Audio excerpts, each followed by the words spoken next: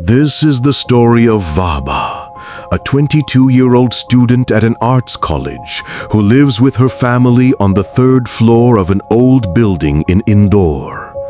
She writes, "What happened to me, it happened on the staircase of this very building, especially between the second and third floor. Since childhood, she always felt there was something strange there, but she never paid much attention. Then, about 3 months ago, that feeling grew stronger and clearer." She writes, "Whenever I went upstairs or downstairs, I felt as if someone was with me or walking right behind me. The strange thing was, this only happened on those particular stairs. At first, she thought it might be her imagination or just fear of the dark, but then the footsteps began." She writes, "Very clear, the sound of slow, cautious steps, as if someone was deliberately trying to not make noise. If I stopped, they stopped. If I moved, they started again. One day she suddenly turned back." She writes, "The staircase was completely empty, but I felt as if someone was standing in the shadows staring at me. And then things became more dangerous." She writes, "A tall shadow appeared on the wall, but there was no one there who could have cast it. Sometimes the shadow would point at me, sometimes it would reach out its hand. Once I even saw it climbing the stairs right behind me.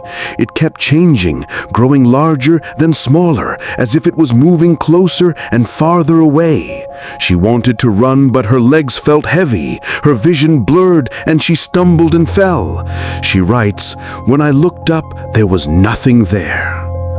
When she told her mother laughed it off, but one day her mother experienced something too. She writes, "My mother said when she was going upstairs, she heard a woman crying. Definitely a woman, not a child. But when she checked, there was no one there."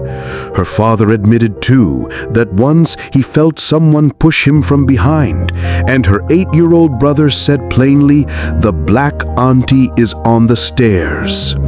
Hearing all this, Wahba went to ask their neighbor downstairs, Mahmoud. That is when she learned the truth. She writes, Mahmoud told me that about 40 years ago, a woman named Fatima lived on the same floor. After her husband's death, she fell into deep depression. One day she threw herself down those very stairs and died instantly. Since that day, people say she still lingers there. Sometimes you hear her crying, sometimes you see her shadow."